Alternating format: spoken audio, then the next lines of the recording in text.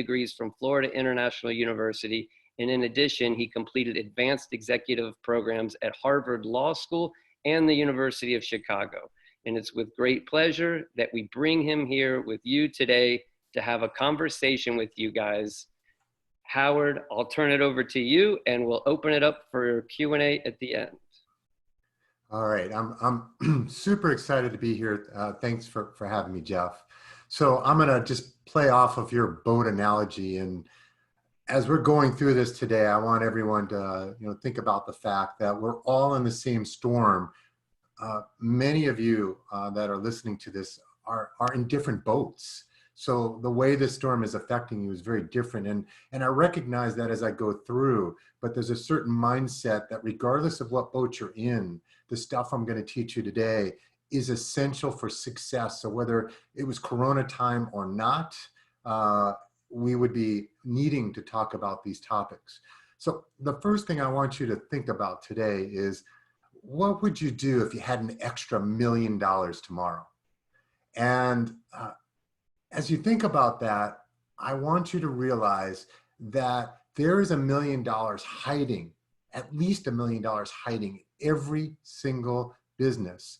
And I've got the treasure map to help you guys find that. And that's what I'm going to share with you today. You see, I truly believe that every company has more revenue and profits than you, the leader, have ever imagined. And the key will be your ability to implement and expand your leadership operating system. I also believe that by mastering an operating system, you can actually accelerate that $1 million, and you could have less stress even during these times and find more time to do the things that are important to you. So today I'm gonna take you through kind of a super tool. And what this tool, it comes from our business acceleration system, does for companies. It helps a leadership team get together every quarter and find more cash.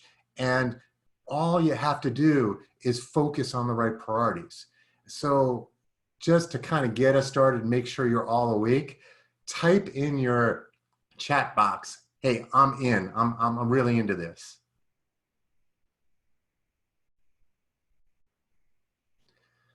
All right, awesome.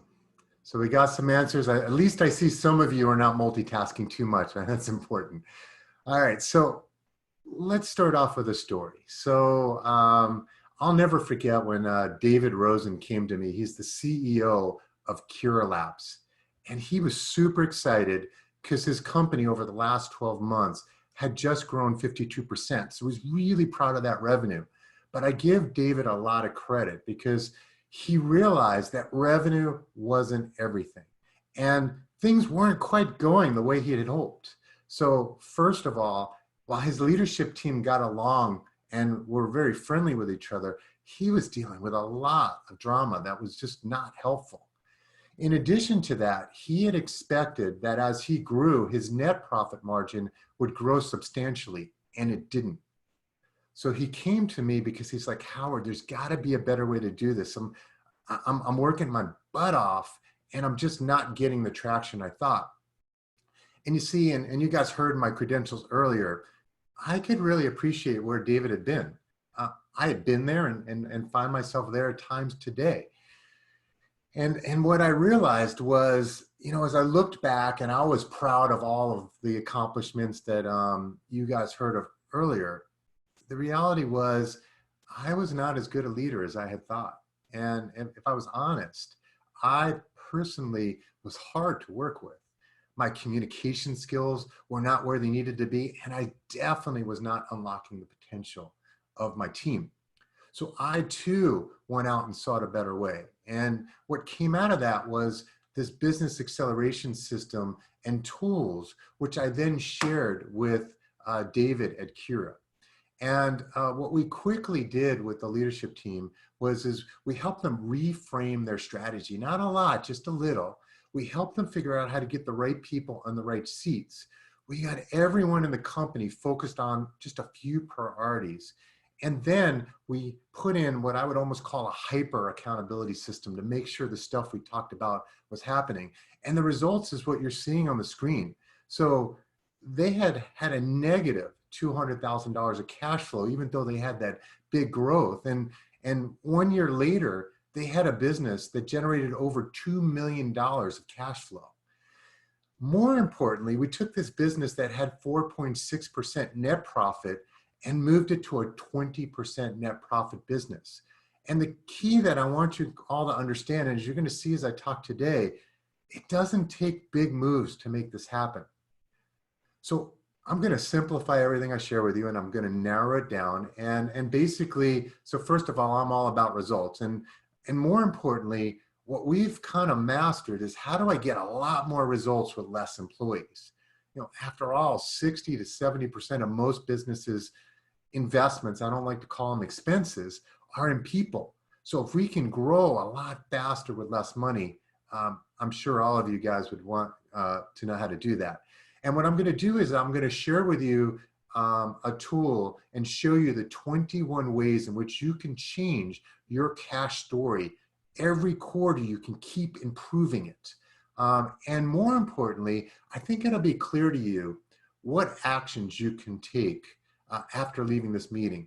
And I already want to call you and give you notice. I'm going to ask you at the end to identify one idea that you're going to apply today that's going to generate you more cash.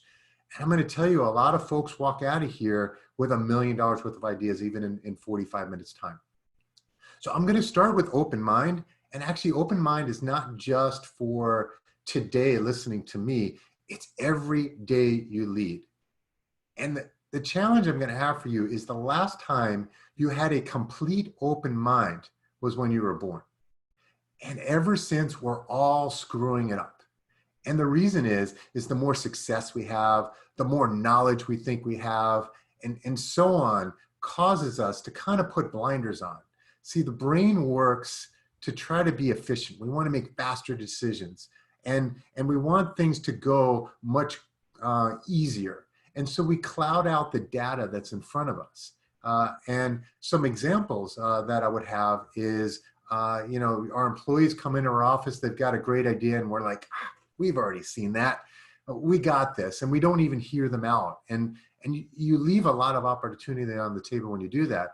But even things like knowledge versus belief. So it was knowledge at one point that the world was flat until we learned that it was not. We thought that the universe revolved around the earth until we found out it's not. Even something like running a 4-minute mile, we used to believe that was impossible. And then it wasn't. So my challenge to you today is I'm going to share with you a lot of things that you may have already heard, but you're not fully implementing around. And usually those are the best ideas, is you have the knowledge, but you're not applying it. And then I'm sure there'll be 1 or 2 nuggets today that you never applied before. And this is where your $1 million opportunities are. So to start with this open mind concept, I'm going to share with you, you know, if we go back to elementary school, we had learned 1 + 1 + 1 always equal 3. And yet I'm now going to show you an opportunity where this is not true, and it's actually never true. See, I've looked at thousands of financial statements over the years. And one of the things that I learned was that if we grow revenue by 1%, we expand gross margin by 1%, and reduce selling, general, and administrative expenses by 1%, 1 + 1 + 1 equals a lot more than 3. So this is Kira's results, the company I shared with you earlier. So they were just at about $10 million of revenue, and thinking, God, we just got to keep throwing lots of revenue in here. And what they figured out is they can grow their bottom line by 42% just by making these small adjustments in how they lead, how they manage, and what they focus on. And as you saw, there was $1.5 million of opportunity just in profit alone in a given year by them having an open mind. And what the leadership team realized was they never would have found the $1.5 million sitting on their income statement. You see, the problem with accounting is it only captures transactions. It doesn't capture poor leadership, our leadership mistakes. And that's what this team found. They found if they were going to actually get the results that we could see were possible, they were going to have to become better leaders and better master the habits that I was sharing with them that day. And so going back to the financial statements, one of the problems I had as an accountant and still have today when I look at the P&Ls of my three companies is there's lots of line items and it's super complicated. And I'm going to demystify that for you today. But what I was clear is because accounting only captures transactions, it doesn't show us where the real opportunity is. For example, there is no financial statement line item for not having a strategy or having a poor one. There's no financial statement line item for hiring the wrong people and keeping them. Nowhere does it show us the cost of keeping those people. It also doesn't show us the cost of our process mistakes. And in every business, and I'm going to already put the gauntlet out with this tool I'm going to share with you today and give you access to, we have never had a business, regardless of size, fill out that calculator and not find $1 million. And it was all leadership mistakes. And I'm going to tell you in my business, my book, my first book, Your Business is a Leaky Bucket, we identified 15 problems that we have found in every single business, whether they were startup or 20 billion in revenue. They all had these 15 leaks in different degrees, and it was all leadership. So I'm going to share with you how to apply that today, and let's get going. So the first topic I want to challenge you to learn how to master is forecasting. One of the things we've seen in almost every company that we've worked in is forecasting is not only not a talent, it's something that they don't even really spend much time doing. And having been the head of strategy of a $20 billion company, I learned firsthand how important it was to become much better at forecasting this quarter, this 6 months, this year, and really being able to forecast the next 3 years. And our clients that have the biggest exits are the ones that are able to build a business that they can actually make predictable. And forecasting helps us see that. So I'm sure a lot of you are thinking, and right now with COVID, you're like, who the hell could plan COVID? Obviously we can't. And if I sat here and I told you, God, you should have seen this coming, you'd think I was nuts, right? But there are a lot of things that should be forecasted that we don't think about when we're looking and planning our businesses. For example, we knew a recession was coming. We just didn't know when, and this accelerated it. We know there are trends and changes in our market, and we ignore them because we're comfortable. We're doing good enough. But I'm going to tell you, there's always a lot of data points there. There are a lot of things for you to look externally and even internally to help you realize that many times when you put your 1 year goals down, it's fluff. There isn't substance behind it. You haven't thought through how you're going to change, for example, lead generation, which is essential for you to hit your revenue number. And you haven't come up with a specific initiative that's going to move that number. So it's just a wish. We have found that you can make your company highly predictable. And usually there's only 3, and in most cases, 5 drivers in every single business you need to find. And then once you've identified that driver, you've got to debate amongst the team. How are you going to move that and make that critical number more predictable? So let's make this real and let's make it present. So I sit and I'm in a CEO group myself. And one of the CEOs just shared how he pivoted in an industry that you would think is getting decimated right now. He's in the events business and he runs 12 to 15 major events every year. And so COVID comes along and all of a sudden he finds out an event where he's collected all this cash up front and has his deposits out and everything. It's a $5 million event. And all of a sudden canceled, no revenue. Well, what a lot of leaders have done is if they put their heads in their sand, they went on defense. And don't get me wrong, we need to have defense in our plans, but we also need to have offense. So he went harder on offense than he did defense. And And he sat down with his team and he said, listen, I give everybody on this team of 50 employees 30 days to figure out how to become a virtual events company. And I want to keep at least 80% of the deposits we've already collected and get the people that were going to participate to stay in. And so what they did in 30 days was amazing, but it's because they forecasted it and he refused to give up his money.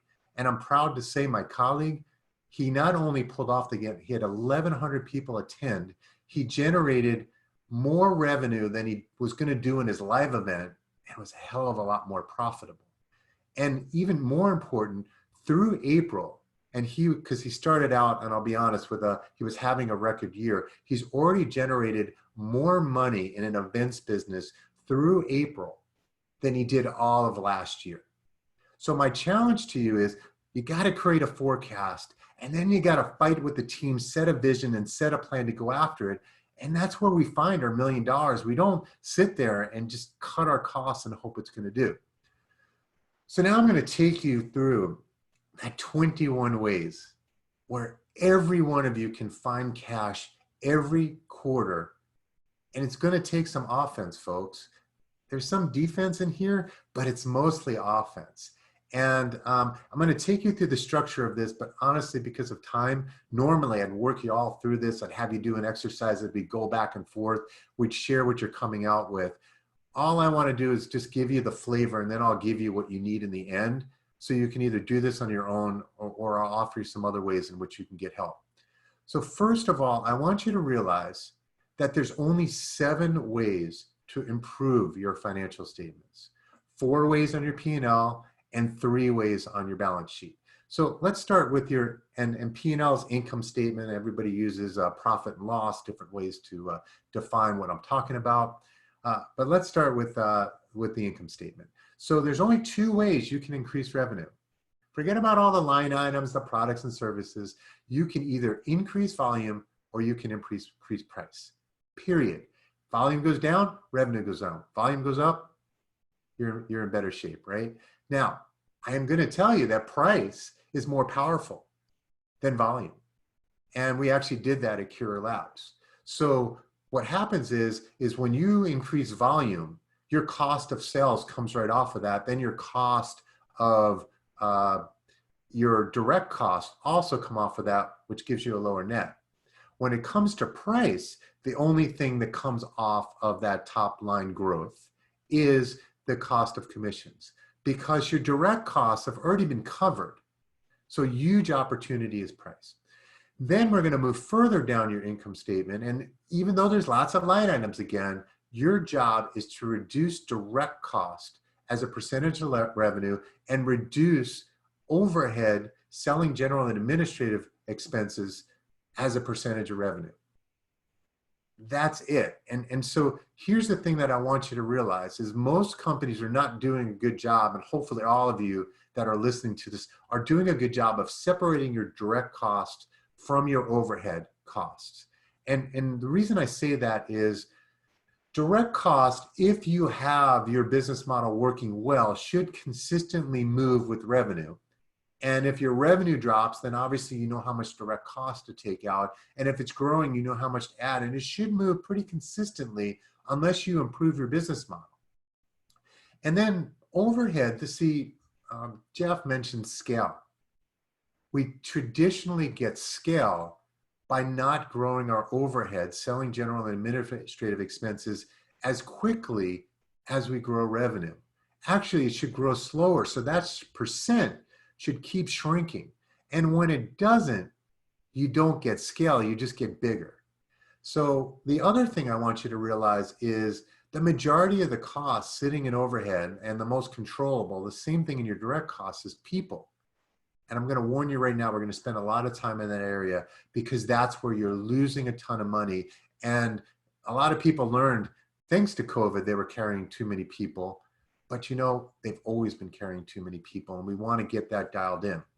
So once we get those 4 areas covered on the P&L, another secret treasure is your balance sheet. And there's really only 3 ways, and for some of you, only 2 ways where you're going to find cash in your balance sheet.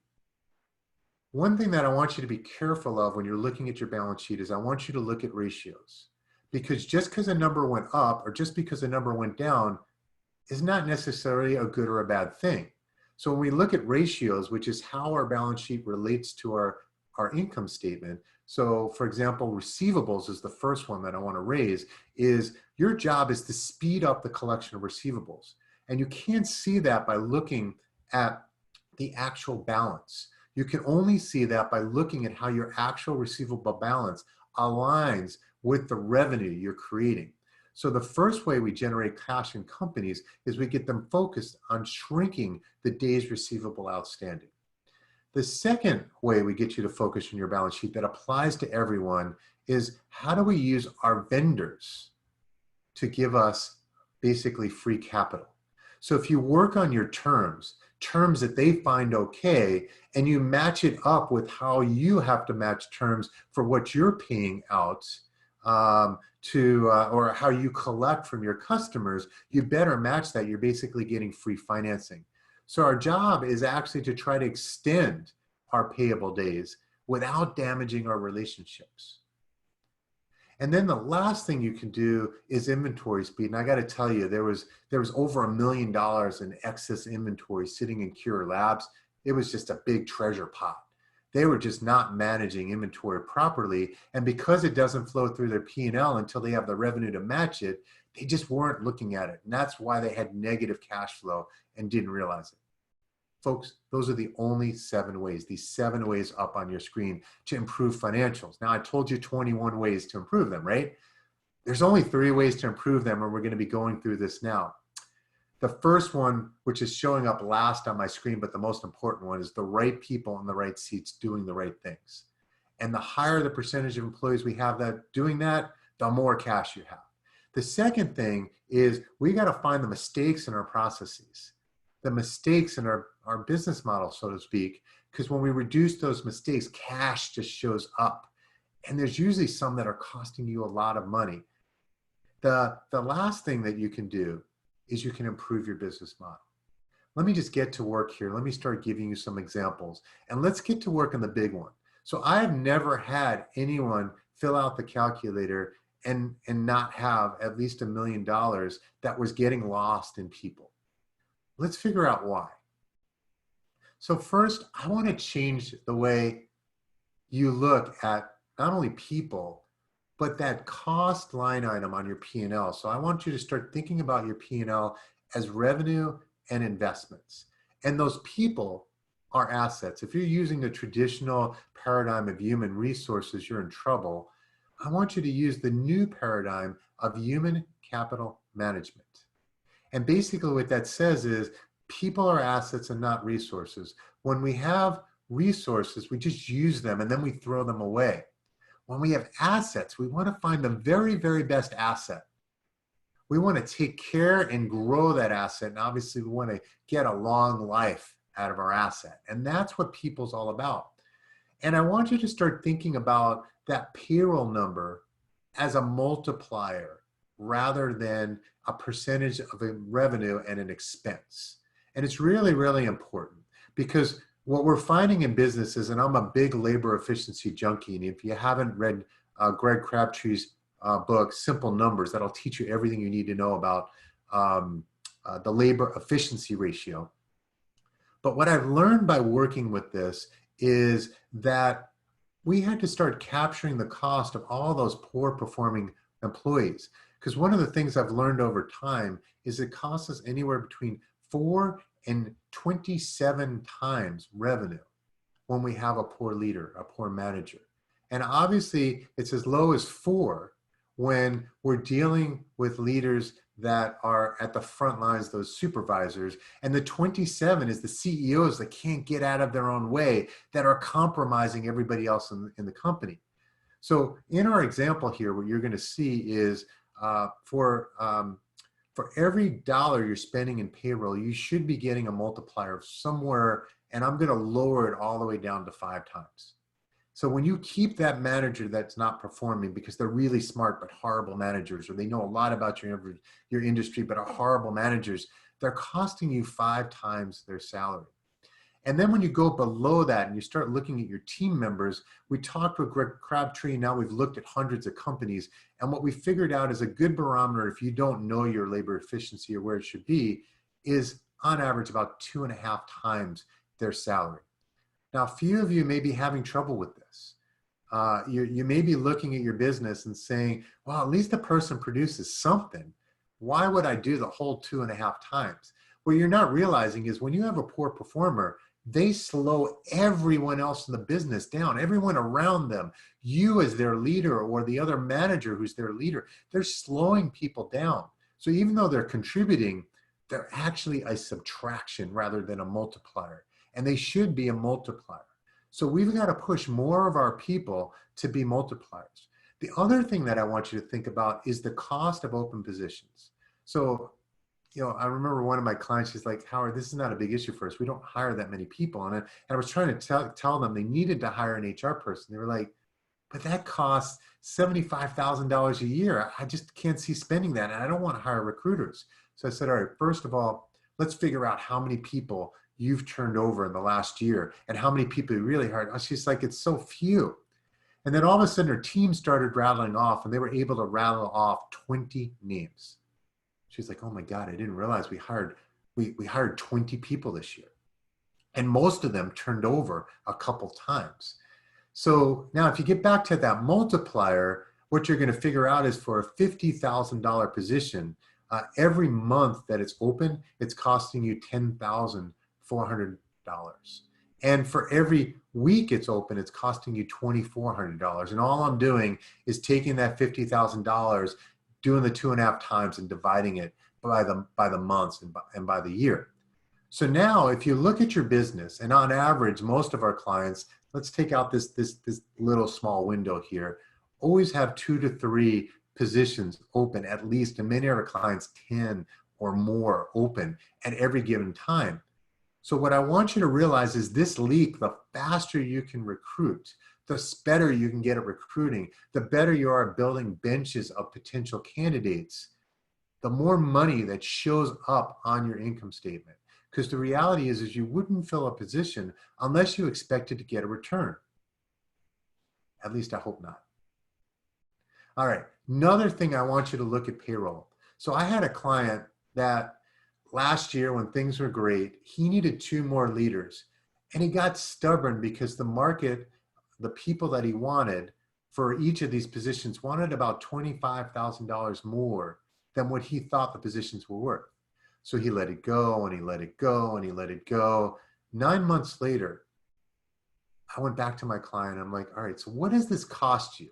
This $25,000 for each one of these people. And when we sat back and we looked at it, it had cost him $1 million in lost business. It had cost him in burning out his leadership team. It cost them in losing jobs with existing customers. And it really damaged their reputation because they didn't have enough structure in place. So they slowed down. So what I had to get them off of is the cost of an individual position and what you think payroll should be. So look at Walmart versus Costco. And I had to use Walmart because they didn't break out what I needed to look at in Sam's Club. But what I want you to see is Costco pays 60% more, about 60% more in payroll per hour for their people versus Walmart. And look at the productivity they're getting out of their employees. 3 times the revenue per employee. $1,118 square foot, almost double in revenue per square foot. And look at their turnover. It's no mistake that they really grow their assets, take care of their assets, and they get rewarded by low turnover, which is also contributing to this higher productivity. So be very, very careful in how you look at what you want to pay somebody. Another thing that I want to leave you with, and honestly, folks, I could spend this whole time talking about people and I'm going to say us, all the leadership mistakes we make in the people area, it's costing us a ton. One of them that's really costing you is accepting mediocrity. So I want to get in the definition of your head, somebody in your company is not performing unless they're living all of your core values, and usually every position should have 2 to 3 KPIs that they're being held accountable to on a daily, weekly, and monthly basis. If they're missing any piece of that, they are not performing. And you've got opportunity and you're leaving money on the table. They're only performing when they're giving you both. This is super important because when we go into most companies and we ask, okay, so what is the KPI for so-and-so? Oh, we don't have one for that person. Well, what about this person? We haven't figured it out yet for them. So basically you have people coming to work and they don't even know whether they had a good day or a good week, let alone you. So you're just working on, do I like them? Do they work a lot of hours and so forth? And I'm going to tell you, you probably have more employees than you need if you just dialed in this KPIs, and those people would perform more. And I'll give you an example. One of my clients had me sit down with their top producer, and that top producer generated more revenue than everyone else put together. And when we sat down and I challenged him, we figured out he could increase his book by 10 times. But no one was pushing him. They were actually afraid of him. And he wasn't motivated because everyone else on his team sucked. So I sat him down and I became his challenge. We started pushing him to add some of those large accounts that could replicate what he had. And they started moving in the direction of the 10 times just by setting and putting the gauntlet and getting that person committed to it. So I'm going to tell you way too much mediocrity. So how does this work through the calculator? If you were to go through our calculator right now and start filling it out, you'd identify how many managers and how many staff members are not performed. And there's a different line item for each. Here's an example of a real company, and they actually had 10 staff, about 20% of their workforce. And by the way, rarely do we go in a company and you're doing better than 20% of your workforce truly performing. So we sat down and we figured out that because they allowed 10 people not to perform, it was costing them $1,250,000 in net profit and $1 million at cost in cash. There's your $1 million number. And we find this in most organizations. So obviously, if you're smaller, it's going to be, it could be better unless you have more non-performers, which may be the case. And if you're larger, this number is bigger.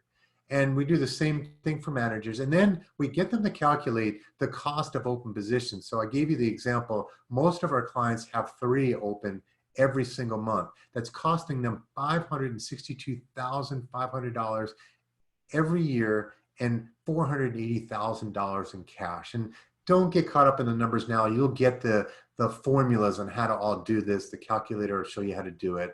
I just want you to see, these are real numbers, folks. This is not made up. We find this in every single business. So I really want you to look at people.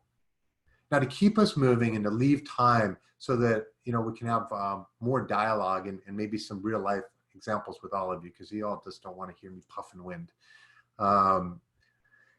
We'll go to the bottom half. So you'll see the top half of the calculator up here was all about people and calculating your people costs. Down here is getting at the other 2 levers to move the 7 financial levers. So this is about innovation and it's about mistakes. And you have it going everywhere in your business. If you look at your business, it's a bunch of processes. And I want you to think about processes are just like your garages and closets. We clean them up and then they become a disaster. Hopefully you clean them up and they become a disaster again. When you clean them up, they become a disaster again. What's also different about processes from there is not only do we have to clean them up, we can continually improve. Think about Six Sigma, every quarter, how to get them better. The key is figuring out where. And I'll tell you the reason I created this calculator. I was pretty frustrated. I remember in the $20 billion company, in the $6 billion company, where I had a seat at the table, we would create plans and then something else would happen. We would create plans and it was BS. It was, I remember telling the CEO of when he first came into Ryder, when I was the head of strategy there, he says, what do we need to do with our planning process? I said, cancel it. He said, well, what do you mean? I said, well, we got all these brilliant financial people and they basically do go through fanatical amounts of detail to get to precisely the wrong number. So they can make all their spreadsheets add up, but we never argue enough in the room of how those numbers come to life. And by the way, Ryder had missed their numbers every single quarter almost since I had been there and had lost trust in the public markets. And I said, I want to do something that actually can build confidence in the public markets and also energize our team. So we shifted our focus to more of a focus like this and actually used Leaky Bucket at that time to reinvigorate a company that, by the way, is one of the best in their industry, but was not near as good as they could be. And so we went through and we sat with the team. The first area we're always going to look at with you, and we're going to challenge you, and I'm going to say 80% or more of companies either have no strategy, real business strategy, real business model that's different from their competition, have a unique mix of value compared to their competition, and or it's a weak one. And too many leaders are arrogant that because they've had some success, they get really excited about it. But I'm going to tell you, if you're not growing 20% or more every quarter, and yes, you can have a blip for COVID, but you've got to be able to get back up to being able to grow at a normal level. You definitely have to be growing 3 times or more than your competition, or we have work to do in this area. But I also want to alert you, everything's pivoted right now. And I gave you the example of where, my colleague, he had to pivot. He had to go to the virtual events management business. He was facing possibly 9 months of no events. So he moved to where the world moved. Companies like Kodak, Blockbuster, Toys R Us, these companies up here, these were Goliaths. These were staples in our community. And now they're all gone. So I don't want to scare you, but I want you to take strategy seriously. Strategy is what's going to get that top line growing. Poor strategy is you're going to be like I was, all right? I was working. The only reason I was successful for many of those years is I worked 3 times harder than everyone else. It wasn't because I was smarter than everyone else. I was actually a dumb leader because I was just carrying all the weight, and maybe a few of my other leaders were carrying all that weight. So one of the things we put into the calculator, you're going to see it, is I want you to calculate what a strategy is costing you. So this was an example of a client that was growing 5%, and there was definitely opportunity in their industry to grow actually 20%, which is where we got them. And actually they got a little bit higher, where most companies in their industry on average were growing at 5%. We actually raised the bar there to 20%. And what I found, and the reason I thought the calculator is kind of a game changer, is by calculating what you're leaving on the table, it creates more urgency. It actually creates more vigor, and sometimes we just get pissed off. We can't believe we're burning that much money, and it's right there for us to grab, and we're not grabbing it. So what you'll see here is by improving their growth rate from 5% to 20% over a 3-year period, you got to think about this compounded growth rate and what it does for your valuation.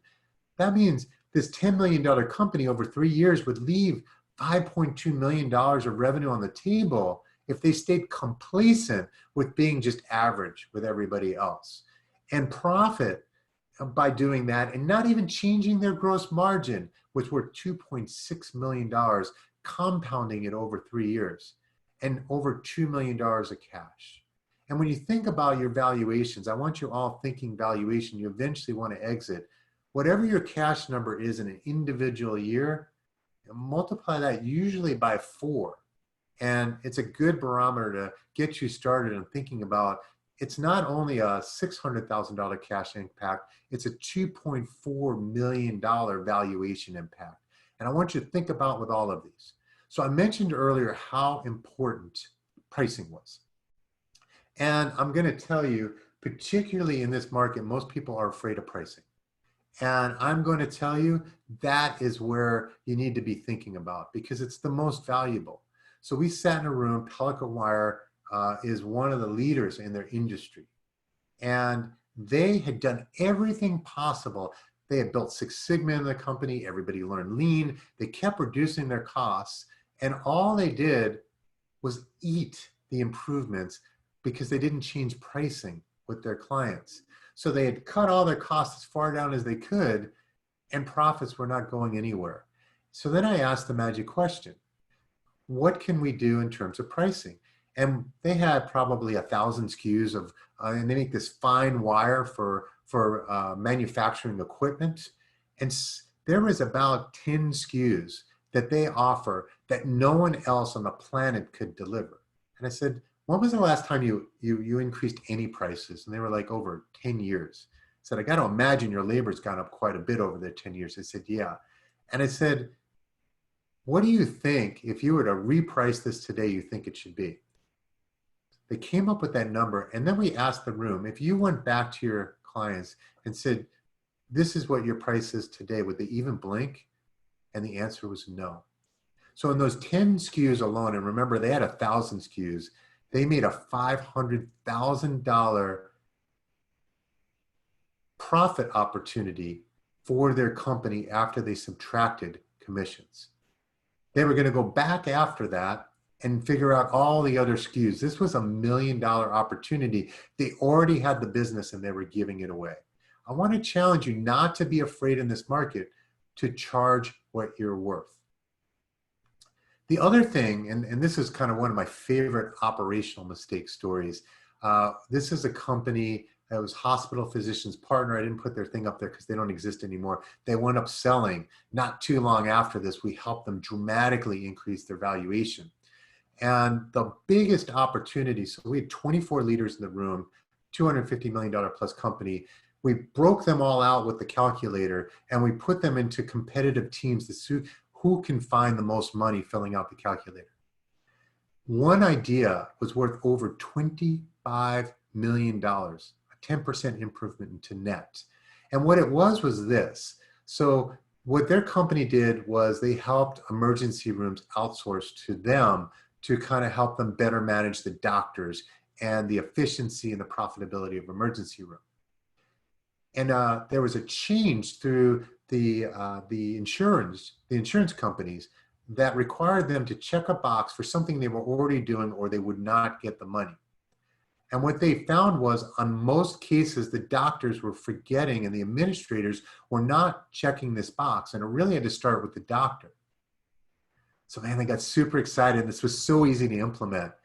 Every day in their daily huddle was check the box, check the box, check the box.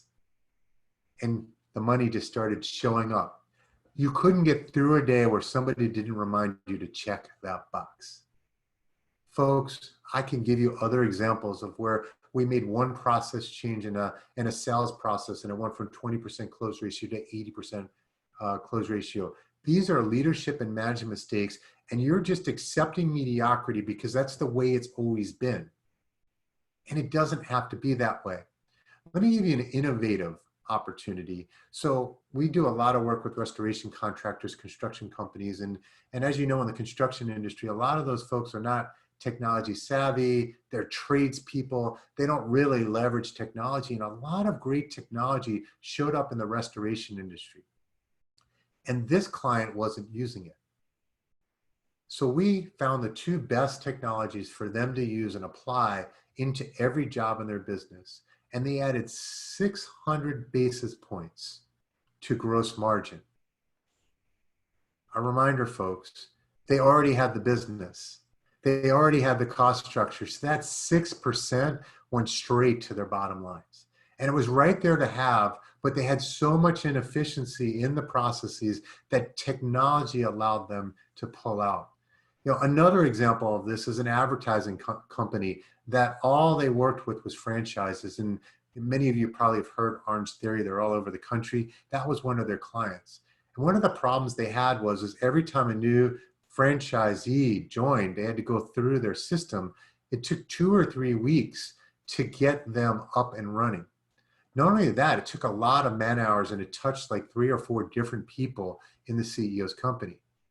So using technology, they figured out how to actually get the client to implement certain information, certain basic information, push a button, and then it was done in minutes. So what was taking weeks was now done in minutes. And there was very, very, if any, labor interaction with this company. So now we just freed up 3 people and accelerated not only cash for his clients, but for himself. That's what innovation's all about. So this is where I want you to write your one thing. I shared 21 different ways for you to look at your income statement. I demystified it.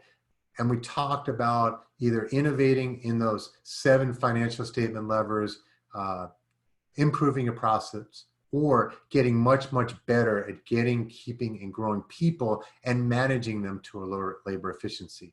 So now I'm going to take a moment.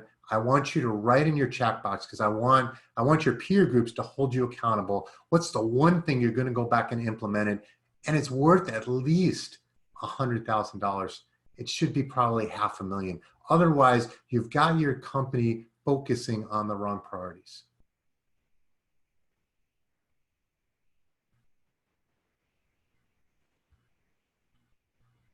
Waiting for that chat box to fire up. I'm not letting you guys off the hook. There we go. Now we're moving. Now we're talking. I want you to get money. I want this to be $1 million day for you folks. You use this calculator every time you create a priority on your planning, your quarterly planning. I want you to put a dollar amount next to it. If you can't come up with a dollar amount next to it, excuse my language, it's bullshit. All right. You have to be able to calculate. And then I want you to go after the big numbers, not the easy stuff, not the convenient stuff, not the things you think you ought to do. I want you to go after the big items. And you should have 2 or 3 processes that you're going to be taking up to another level every single quarter. Now, I promised I was going to give you access to all this stuff. So I'm going to go even bigger. So I was talking to my team. My 2nd edition of Your Business is a Leaky Bucket is ready, but not in the market yet. I'm going to give it to you for free. In that book, there's an extra chapter all about the calculator, how to fill it out, what to do with it, and there's a few other extra chapters. In there, there's 15 ways every quarter you can be thinking about how to generate more cash. And all you need to do is type the words leaky to the text number 38470. That's leaky to 38470. Now, it's going to come back. It's going to ask you your name and ask you an email address. After that, I'm not going to ask you for your social security number, your firstborn. I want to help. I want to be part of what Jeff talked about and just coming out and playing to win here as we come out of this. And this tool is going to be a ticket for you to get back on offense. In the book, it's going to give you a link to how you actually get that tool.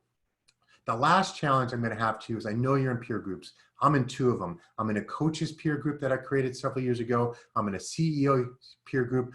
I also have 2 coaches. And I'm going to take this from, there's a book called The $1 Trillion Coach. And honestly, I was pissed off when it came out because I've only created $1 billion of value and this guy created trillions of dollars worth of value. So now I've just raised my bar. I got to get up to that trillion.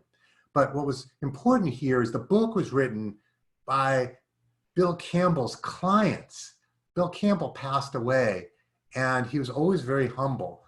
But one thing that was in common, Zuckerberg, Eric Schmidt, all the guys from Google, Steve Jobs from Apple, they all had Bill Campbell as a coach.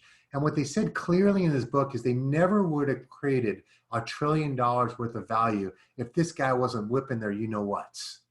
And I'm going to tell you, that's what my coach does for me. So you don't have to hire me, right? I'm just throwing this up here. The reason I'm putting my name and phone number up there is I really want to get you started coming out of Corona. I'm offering for free, no strings attached. We refuse to sell anybody anything for this. If you want help, we'll sit down virtually with your leadership team and help you fill out that calculator, help you find your $1 million. And that would be my gift to the Corona community to kind of get this out. And so without that, that's what I got. I think we're up to questions and answers here.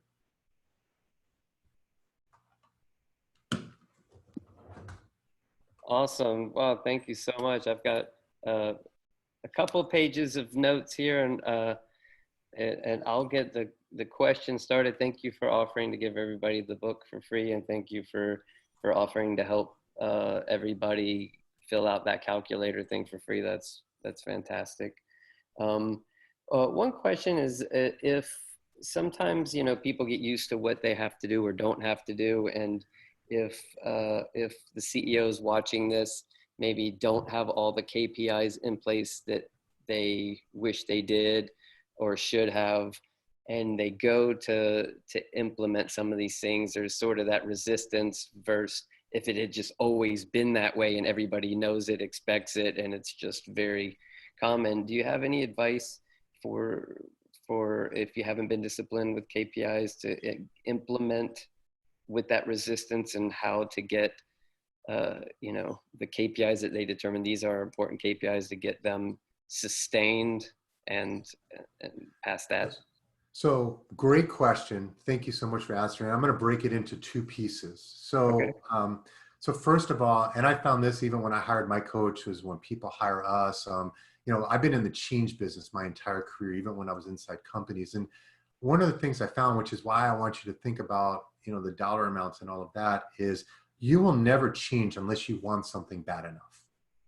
All right. You've got to want it really bad. And then you've got to be willing to do whatever it takes. And so the reason people don't follow through is either they haven't gotten in their mind, they really need this bad enough. And so it's a nice idea. We play around with it, but we don't follow through because we haven't made the commitment. And I find that when you see it's $1 million issue or more, we're a little bit more committed. But that still doesn't mean you're willing to do whatever it takes. And that's a lot of times where a coach or one of your peers in your peer groups come in handy, because now, let's be honest, you know, to get what you want to get that you've never gotten, you're going to get out of your comfort zone. And it's going to be real easy, like a rubber band, to start stretching the rubber band because you start implementing KPIs and you're doing all that. People are pushing back. It's uncomfortable to just let the rubber band go and sling back.